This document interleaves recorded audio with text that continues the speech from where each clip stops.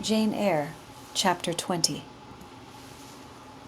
I had forgotten to draw my curtain, which I usually did, and also to let down my window blind. The consequence was that when the moon, which was full and bright, for the night was fine, came in her course to that space in the sky opposite my casement, and looked in at me through the unveiled panes, her glorious gaze roused me. Awaking in the dead of night, I opened my eyes on her disk, silver white and crystal clear. It was beautiful, but too solemn. I half rose and stretched my arm to draw the curtain. Good God, what a cry! The night, its silence, its rest, was rent in twain by a savage, a sharp, a shrilly sound that ran from end to end of Thornfield Hall. My pulse stopped. My heart stood still. My stretched arm was paralyzed. The cry died and was not renewed. Indeed, whatever being uttered that fearful shriek could not soon repeat it. Not the widest winged condor on the Andes could, twice in succession, send out such a yell from the cloud shrouding his eyrie. The thing delivering such utterance must rest ere it could repeat the effort. It came out of the third story, for it passed overhead. And overhead, yes, in the room just above my chamber ceiling, I now heard a struggle. A deadly one it seemed from the noise, and a half-smothered voice shouted, "Help! Help! Help!" 3 times rapidly. "Will no one come?" it cried. And then, while the staggering and stamping went on wildly, I distinguished through plank and plaster, "Rochester! Rochester, for God's sake, come!" A chamber door opened. Someone ran or rushed along the gallery. Another step stamped on the flooring above, and something fell, and there was silence. I had put on some clothes, though horror shook all my limbs. I issued from my apartment. The sleepers were all aroused. Ejaculations, terrified murmurs sounded in every room. Door after door unclosed. One looked out and another looked out. The gallery filled. Gentlemen and ladies alike had quitted their beds, and, "Oh, what is it? Who is hurt? What has happened? Fetch a light. Is it fire? Are there robbers? Where shall we run?" was demanded confusedly on all hands. But for the moonlight, they would have been in complete darkness. They ran to and fro. They crowded together. Some sobbed, some stumbled. The confusion was inextricable. "Where the devil is Rochester?" cried Colonel Dent. "I cannot find him in his bed." "Here, here," was shouted in return. "Be composed, all of you. I'm coming." And the door at the end of the gallery opened, and Mr. Rochester advanced with a candle. He had just descended from the upper story. One of the ladies ran to him directly. She seized his arm. It was Miss Ingram. "What awful event has taken place?" said she. "Speak! Let us know the worst at once." "But don't pull me down or strangle me," he replied, for the Misses Eshton were clinging about him now, and the 2 dowagers, in vast white wrappers, were bearing down on him like ships in full sail. "All's right, all's right," he cried. "It's a mere rehearsal of much ado about nothing. Ladies, keep off, or I shall wax dangerous." And dangerous he looked. His black eyes darted sparks. Calming himself by an effort, he added, "A servant has had the nightmare, that is all. She's an excitable, nervous person. She construed her dream into an apparition or something of that sort, no doubt, and has taken a fit with fright. Now then, I must see you all back into your rooms, for till the house is settled, she cannot be looked after. Gentlemen, have the goodness to set the ladies the example. Miss Ingram, I am sure you will not fail in evincing superiority to idle terrors. Amy and Louisa, return to your nests like a pair of doves, as you are. Mesdames," to the dowagers, "you will take cold to a dead certainty if you stay in this chill gallery any longer." And so, by dint of alternate coaxing and commanding, he contrived to get them all once more enclosed in their separate dormitories. I did not wait to be ordered back to mine, but retreated unnoticed, as unnoticed I had left it. Not, however, to go to bed. On the contrary, I began and dressed myself carefully. The sounds I had heard after the scream, and the words that had been uttered, had probably been heard only by me, for they had proceeded from the room above mine. But they assured me that it was not a servant's dream which had thus struck horror through the house, and that the explanation Mr. Rochester had given was merely an invention framed to pacify his guests. I dressed then to be ready for emergencies. When dressed, I sat a long time by the window looking out over the silent grounds and silvered fields, and waiting for I knew not what. It seemed to me that some event must follow the strange cry, struggle, and call. No, Stillness returned. Each murmur and movement ceased gradually, and in about an hour Thornfield Hall was again as hushed as a desert. It seemed that sleep and night had resumed their empire. Meantime the moon declined. She was about to set. Not liking to sit in the cold and darkness, I thought I would lie down on my bed, dressed as I was. I left the window, and moved with little noise across the carpet. As I stooped to take off my shoes, a cautious hand tapped low at the door. "Am I wanted?" I asked. "Are you up?" asked the voice I expected to hear, my master's. "Yes, sir." "And dressed?" "Yes." "Come out, then, quietly." I obeyed. Mr. Rochester stood in the gallery holding a light. "I want you," he said. "Come this way. Take your time and make no noise." My slippers were thin. I could walk the matted floor as softly as a cat.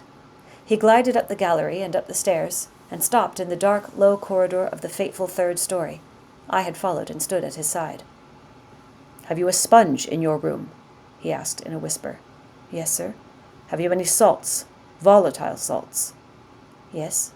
"Go back and fetch both." I returned, sought the sponge on the washstand, the salts in my drawer, and once more retraced my steps. He still waited. He held a key in his hand. Approaching one of the small black doors, he put it in the lock. He paused and addressed me again. "You don't turn sick at the sight of blood?" "I think I shall not. I have never been tried yet." I felt a thrill while I answered him, but no coldness and no faintness. "Just give me your hand," he said. "It will not do to risk a fainting fit." I put my fingers into his. "Warm and steady," was his remark. He turned the key and opened the door. I saw a room I remembered to have seen before, the day Mrs. Fairfax showed me over the house. It was hung with tapestry, but the tapestry was now looped up in one part, and there was a door apparent, which had then been concealed. This door was open. A light shone out of the room within. I heard thence a snarling, snatching sound, almost like a dog quarrelling. Mr. Rochester, putting down his candle, said to me, "Wait a minute," and he went forward to the inner apartment. A shout of laughter greeted his entrance, noisy at first, and terminating in Grace Poole's own goblin ha-ha. She then was there. He made some sort of arrangement without speaking, though I heard a low voice address him. He came out and closed the door behind him. "Here, Jane," he said, and I walked round to the other side of a large bed, which with its drawn curtains concealed a considerable portion of the chamber. An easy-chair was near the bedhead. A man sat in it, dressed with the exception of his coat. He was still. His head leaned back. His eyes were closed. Mr. Rochester held the candle over him. I recognized in his pale and seemingly lifeless face the stranger, Mason.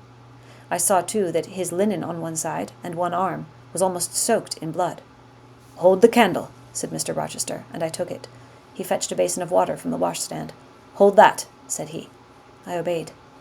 He took the sponge, dipped it in, and moistened the corpse-like face.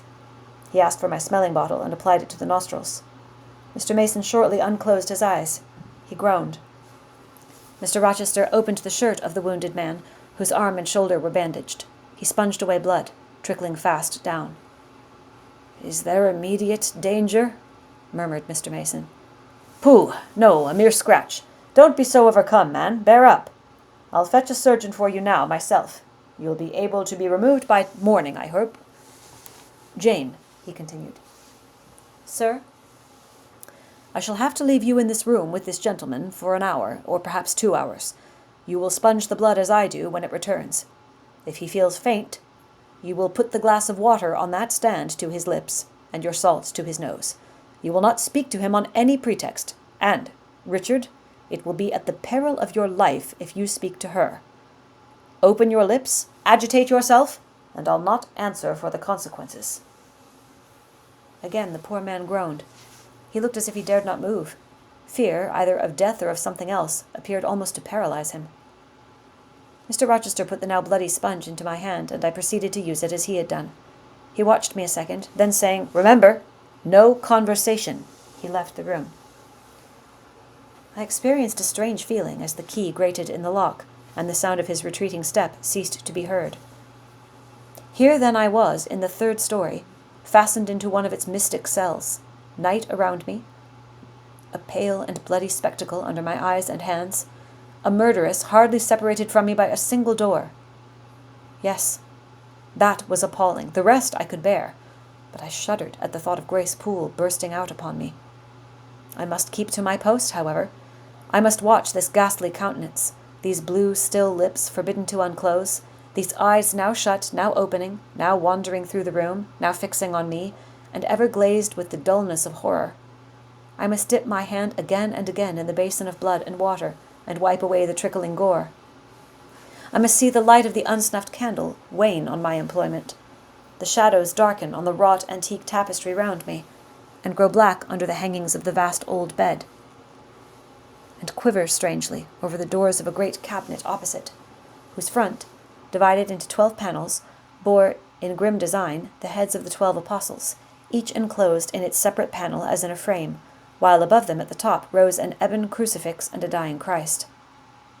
According as the shifting obscurity and flickering gleam hovered here or glanced there, it was now the bearded physician Luke that bent his brow, now St. John's long hair that waved, and anon the devilish face of Judas that grew out of the panel, and seemed gathering life and threatening a revelation of the arch-traitor, of Satan himself, in his subordinate's form.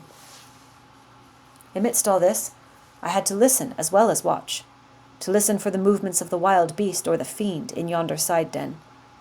But since Mr. Rochester's visit, it seemed spellbound.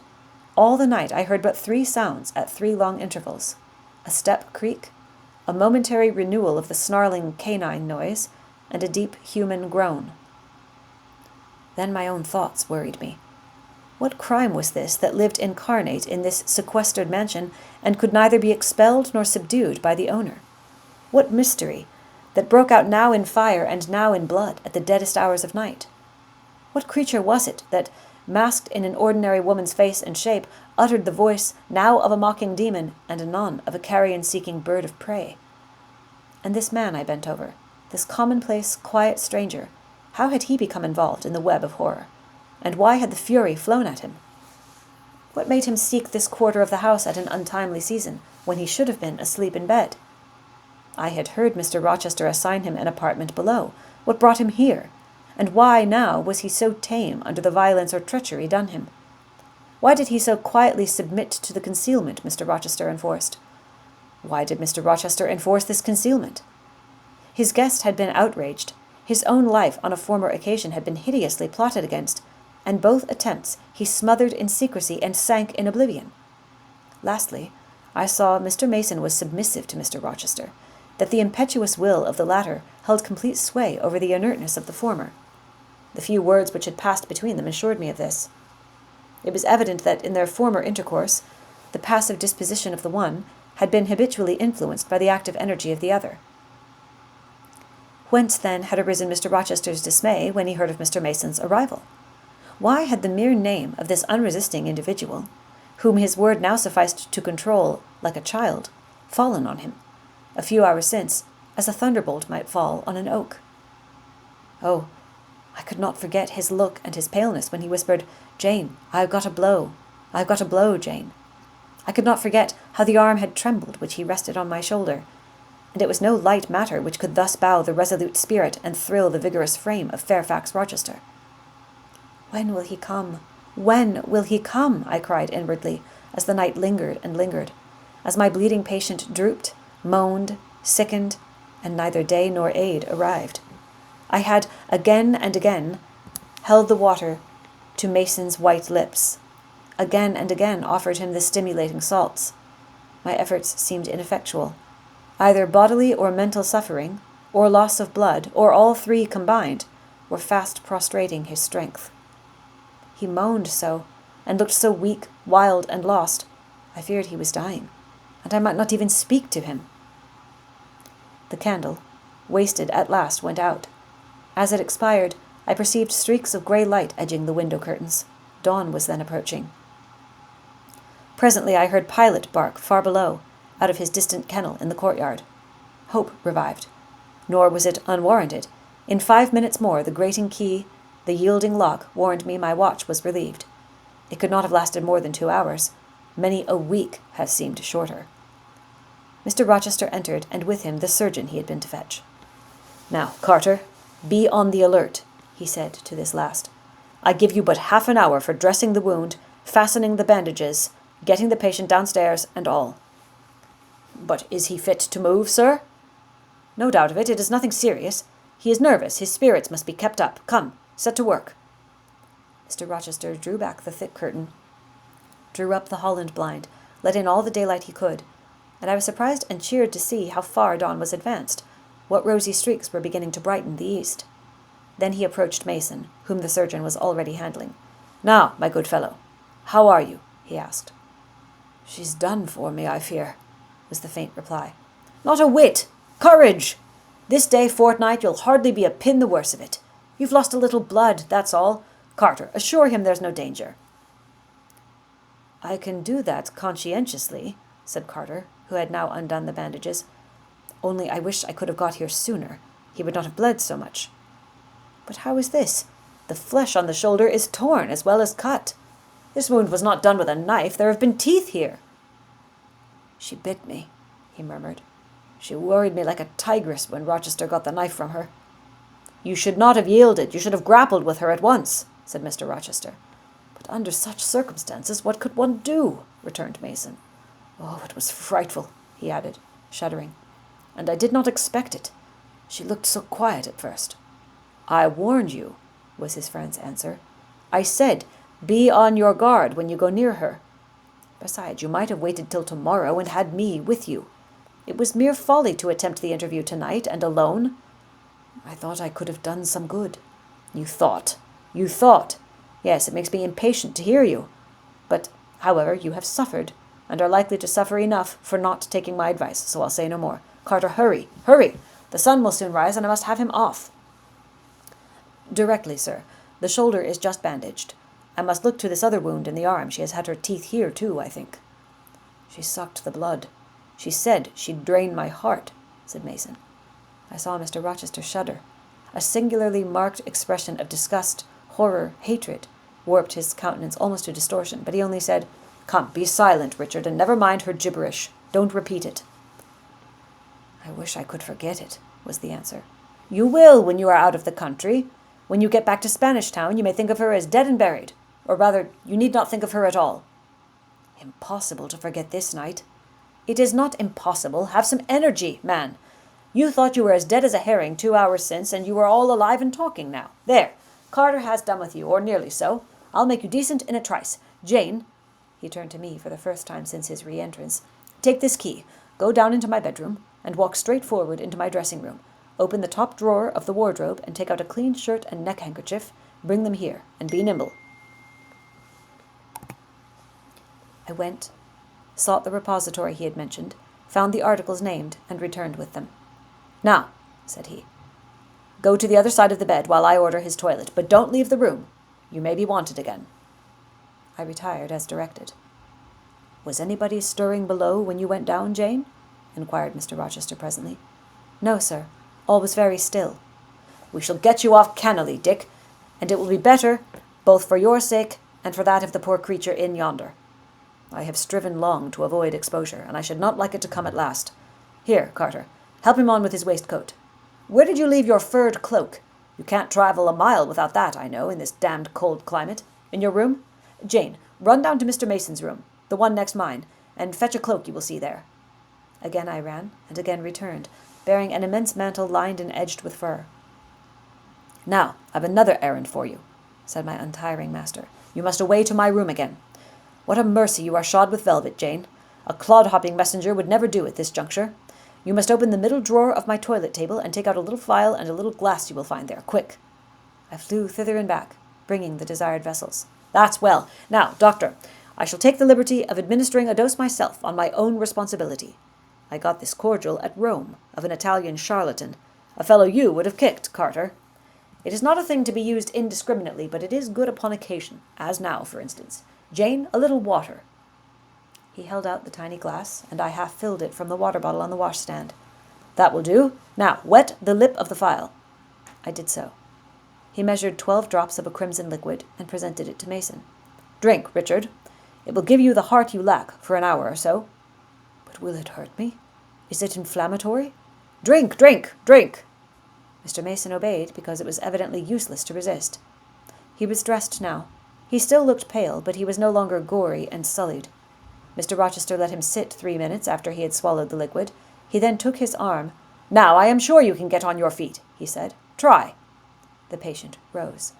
"Carter, take him under the other shoulder. Be of good cheer, Richard. Step out. That's it." "I do feel better," remarked Mr. Mason. "I am sure you do. Now, Jane, trip on before us away to the back stairs. Unbolt the side passage door, and tell the driver of the post-chaise you will see in the yard, or just outside, for I told him not to drive his rattling wheels over the pavement, to be ready. We are coming. And Jane, if anyone is about, come to the foot of the stairs and hem." It was by this time 5:30, and the sun was on the point of rising, but I found the kitchen still dark and silent. The side passage door was fastened. I opened it with as little noise as possible. All the yard was quiet, but the gates stood wide open, and there was a post-chaise with horses ready harnessed, and driver seated on the box stationed outside. I approached him and said the gentlemen were coming. He nodded. Then I looked carefully round and listened. The stillness of early morning slumbered everywhere. The curtains were yet drawn over the servants' chamber windows. Little birds were just twittering in the blossom-blanched orchard trees, whose boughs drooped like white garlands over the wall enclosing one side of the yard. The carriage horses stamped from time to time in their closed stables. All else was still. The gentleman now appeared. Mason, supported by Mr. Rochester and the surgeon, seemed to walk with tolerable ease. They assisted him into the chaise. Carter followed. "Take care of him," said Mr. Rochester to the latter, "and keep him at your house till he is quite well. I shall ride over in a day or two to see how he gets on.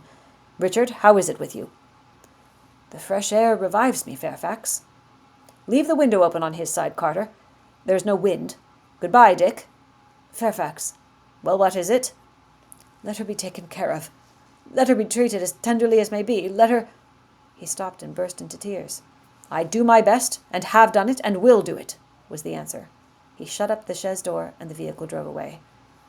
"Yet would to God there was an end of all this," added Mr. Rochester, as he closed and barred the heavy yard gates. This done, he moved with slow step and abstracted air towards a door in the wall bordering the orchard. I, supposing he had done with me, prepared to return to the house. Again, however, I heard him call, "Jane!" He had opened the portal and stood at it, waiting for me. "Come where there is some freshness for a few moments," he said. "That house is a mere dungeon, don't you feel it so?" "It seems to me a splendid mansion, sir." "The glamour of inexperience is over your eyes," he answered, "and you see it through a charmed medium. You cannot discern that the gilding is slime, and the silk draperies cobwebs, that the marble is sordid slate, and the polished woods mere refuse chips and scaly bark. Now here," he pointed to the leafy enclosure we had entered, "is all real, sweet, and pure." He strayed down a walk edged with box, with apple trees, pear trees, and cherry trees on one side, and a border on the other full of all sorts of old-fashioned flowers, stocks, sweet williams, primroses, pansies, mingled with southernwood, sweetbriar, and various fragrant herbs. They were fresh now as a succession of April showers and gleams, followed by a lovely spring morning, could make them. The sun was just entering the dappled east, and his light illumined the wreathed and dewy orchard trees and shone down the quiet walks under them. "Jane, will you have a flower?" He gathered a half-blown rose, the first on the bush, and offered it to me. "Thank you, sir." "Do you like this sunrise, Jane? That sky, with its high and light clouds which are sure to melt away as the day waxes warm, this placid and balmy atmosphere?" "I do, very much." "You have passed a strange night, Jane." "Yes, sir." "And it has made you look pale. Were you afraid when I left you alone with Mason?" "I was afraid of someone coming out of the inner room." "But I had fastened the door. I had the key in my pocket. I should have been a careless shepherd if I had left a lamb, my pet lamb, so near a wolf's den, unguarded. You were safe." "Will Grace Poole live here still, sir?" "Oh, yes. Don't trouble your head about her. Put the thing out of your thoughts." "Yet it seems to me your life is hardly secure while she stays." "Never fear. I will take care of myself." "Is the danger you apprehended last night gone by now, sir?" "I cannot vouch for that till Mason is out of England, nor even then. To live, for me, Jane, is to stand on a crater crust which may crack and spew fire any day." "But Mr. Mason seems a man easily led. Your influence, sir, is evidently potent with him. He will never set you at defiance or wilfully injure you." "Oh, no. Mason will not defy me, nor, knowing it, will he hurt me, but unintentionally, he might in a moment, by one careless word, deprive me, if not of life, yet forever of happiness." "Tell him to be cautious, sir. Let him know what you fear, and show him how to avert the danger." He laughed sardonically, hastily took my hand, and as hastily threw it from him. "If I could do that, simpleton, where would the danger be? Annihilated in a moment. Ever since I have known Mason, I have only had to say to him, 'Do that,' and the thing has been done. But I cannot give him orders in this case. I cannot say, 'Beware of harming me, Richard,' for it is imperative that I should keep him ignorant that harm to me is possible. Now you look puzzled, and I will puzzle you further. You are my little friend, are you not?" "I like to serve you, sir, and to obey you in all that is right." "Precisely, I see you do. I see genuine contentment in your gait and mien, your eye and face when you are helping me and pleasing me, working for me and with me in, as you characteristically say, all that is right. For if I bid you do what you thought wrong, there would be no light-footed running, no neat-handed alacrity, no lively glance and animated complexion. My friend would then turn to me, quiet and pale, and would say, 'No, sir, that is impossible. I cannot do it because it is wrong,' and would become immutable as a fixed star. Well, you too have power over me, and may injure me. Yet I dare not show you where I am vulnerable, lest, faithful and friendly as you are, you should transfix me at once." "If you have no more to fear from Mr. Mason than you have from me, sir, you are very safe." "God grant it may be so. Here, Jane, is an arbor. Sit down." The arbor was an arch in the wall, lined with ivy. It contained a rustic seat. Mr. Rochester took it, leaving room, however, for me, but I stood before him. "Sit," he said. "The bench is long enough for two. You don't hesitate to take a place at my side, do you? Is that wrong, Jane?" I answered him by assuming it. To refuse would, I felt, have been unwise. "Now, my little friend, while the sun drinks the dew, while all the flowers in this old garden awake and expand, and the birds fetch their young ones breakfast out of the Thornfield, and the early bees do their first spell of work, I'll put a case to you, which you must endeavor to suppose your own. But first, look at me, and tell me you are at ease, and not fearing that I err in detaining you, or that you err in staying." "No, sir, I am content." "Well then, Jane, call to aid your fancy. Suppose you were no longer a girl well-reared and disciplined, but a wild boy indulged from childhood upwards. Imagine yourself in a remote foreign land. Conceive that you there commit a capital error, no matter of what nature or from what motives, but one whose consequences must follow you through life and taint all your existence. Mind, I don't say a crime. I am not speaking of shedding of blood or any other guilty act which might make the perpetrator amenable to the law. My word is error. The results of what you have done become in time to you utterly insupportable.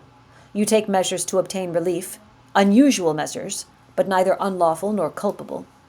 Still you are miserable, for hope has quitted you on the very confines of your life. Your sun at noon darkens in an eclipse, which you feel will not leave it till the time of setting. Bitter and base associations have become the sole food of your memory. You wander here and there, seeking rest in exile. Happiness in pleasure, I mean in heartless, sensual pleasure, such as dulls intellect and blights feeling. Heart-weary and soul-withered, you come home after years of voluntary banishment. You make a new acquaintance. How or where, no matter. You find in this stranger much of the good and bright qualities which you have sought for 20 years and never before encountered, and they are all fresh, healthy, without soil and without taint. Such society revives, regenerates. You feel better days come back, higher wishes, purer feelings. You desire to recommence your life, and to spend what remains to you of days in a way more worthy of an immortal being. To attain this end, are you justified in overleaping an obstacle of custom? A mere conventional impediment which neither your conscience sanctifies nor your judgment approves?" He paused for an answer, and what was I to say? Oh, for some good spirit to suggest a judicious and satisfactory response. Vain aspiration. The west wind whispered in the ivy round me, but no gentle Ariel borrowed its breath as a medium of speech. The birds sang in the tree-tops, but their song, however sweet, was inarticulate. Again Mr. Rochester propounded his query. "Is the wandering and sinful, but now rest-seeking and repentant man justified in daring the world's opinion, in order to attach to him forever this gentle, gracious, genial stranger, thereby securing his own peace of mind and regeneration of life? Sir, I answered, a wanderer's repose or a sinner's reformation should never depend on a fellow creature. Men and women die. Philosophers falter in wisdom and Christians in goodness. If any one you know has suffered and erred, let him look higher than his equals for strength to amend and solace to heal. But the instrument, God who does the work ordains the instrument. I have myself, I tell it you without parable, been a worldly, dissipated, restless man, and I believe I have found the instrument for my cure in... He paused. The birds went on caroling, the leaves lightly rustling. I almost wondered they did not check their songs and whispers to catch the suspended revelation, but they would have had to wait many minutes, so long was the silence protracted. At last I looked up at the tardy speaker. He was looking eagerly at me. "Little friend," said he, in quite a changed tone, while his face changed too, losing all its softness and gravity and becoming harsh and sarcastic. "You have noticed my tender penchant for Miss Ingram. Don't you think if I married her she would regenerate me with a vengeance?" He got up instantly, went quite to the other end of the walk, and when he came back he was humming a tune. Jane, said he, stopping before me, you are quite pale with your vigils. Don't you curse me for disturbing your rest." "Curse you? No, sir." "Shake hands in confirmation of the word. What cold fingers! They were warmer last night when I touched them at the door of the mysterious chamber. Jane, when will you watch with me again?" "Whenever I can be useful, sir." "For instance, the night before I am married. I am sure I shall not be able to sleep. Will you promise to sit up with me, to bear me company? To you I can talk of my lovely one, for now you have seen her and know her." "Yes, sir." "She's a rare one, is she not, Jane?" "Yes, sir." "A strapper, a real strapper, Jane. Big, brown, and buxom, with hair just such as the ladies of Carthage must have had. Bless me, there's Dent and Lynn in the stables. Go in by the shrubbery through that wicket." As I went one way, he went another, and I heard him in the yard saying cheerfully, "Mason got the start of you all this morning. He was gone before sunrise.